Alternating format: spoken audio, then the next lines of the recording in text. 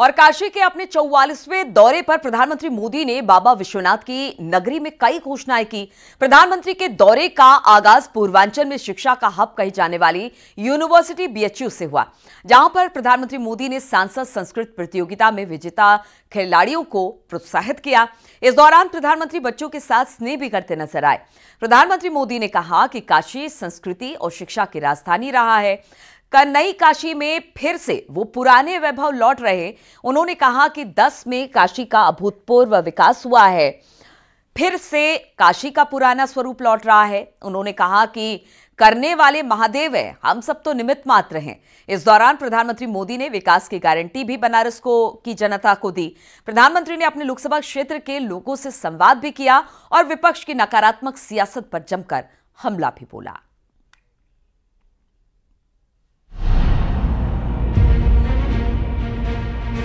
बनारस में जब भी कुछ सब होला, लोग हाथ उठा के बोलवन नमः पार्वती पतये हर हर महादेव।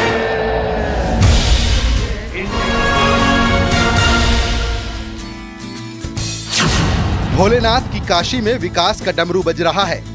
हर तरफ उत्सव सा माहौल है। पीएम मोदी 44वीं बार अपने लोकसभा क्षेत्र के लोगों से रूबरू हैं और एक के बाद एक काशी के विकास की हर इबारत को अपने हाथों से लिख रहे हैं। काशी दौरे के दूसरे दिन प्रधानमंत्री नरेंद्र मोदी ने विपक्ष को भी नसीहत दी। इंडी गठबंधन पर तीखा कटाक्ष करते हुए पीएम मोदी ने कहा कि इंडी गठबंधन लोगों को जात पात में बांटने का काम कर रही है। जनता को जात पात में बांटकर सिर्फ अपने परिवार का विकास कर रही है। इसीलिए ऐसे गठबंधन से सावधान रहने की जरूरत है।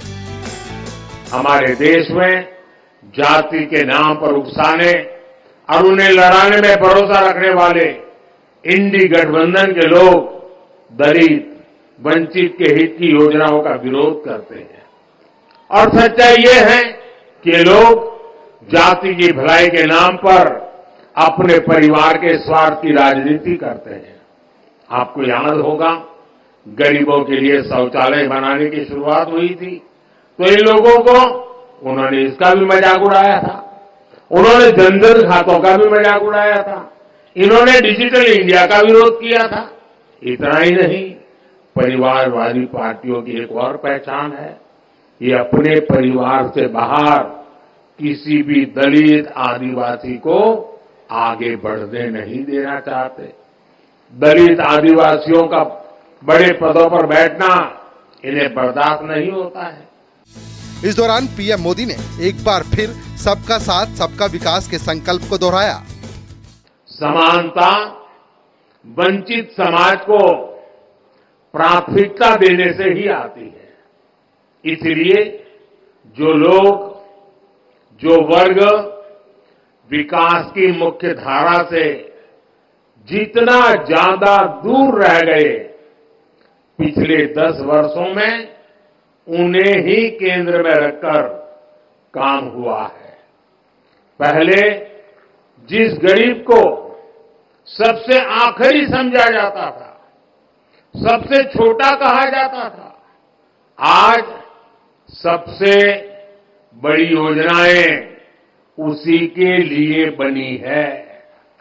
इस योजनाओं का दुनिया में सबसे बड़ी सरकारी योजनाएं कहा जा रहा है।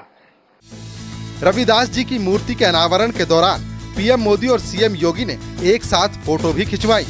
इस दौरान सीएम योगी ने कहा कि रविदास जी के विचारों को पीएम मोदी आज पूरा कर रहे हैं। उन्होंने कहा कि पीएम मोदी की सरकार में कोई भी भूखा नहीं रह रहा है। कि ऐसा चाहूं राज्य में जहां मिले सबन को अन्न, छोट बड़ो सम बसे, रविदास रहे प्रसन्न।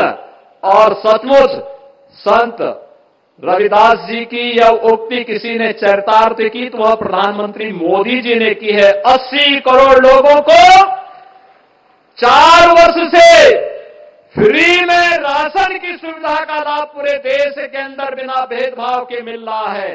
यह भी पहली बार हुआ है। यह भी सदगुरु के ही कार्यों को जमीनी धरातल पर उतार करके कैसे उनके जीवन को कोरोना से भी लड़ने के लिए और साथ साथ इन कार्यक्रमों को आगे बढ़ाने के लिए बिना भेदभाव के उनको राशन की सुविधा का लाभ 80 करोड़ लोगों को पूरे देश के अंदर उपलब्ध हो रहा है। प्रधानमंत्री जी, इसके लिए हम सब आपके आभारी हैं। इससे पहले पीएम मोदी ने बीएचयू में आयोजित कार्यक्रम में हिस्सा लिया।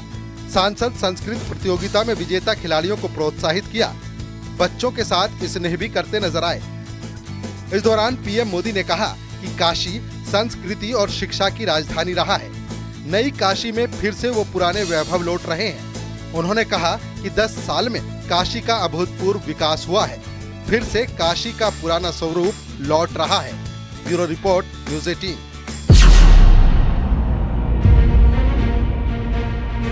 बनारस में जब भी कुछ सब होला, लोग हाथ उठा के बोलवन नमः पार्वती पतये हर हर महादेव।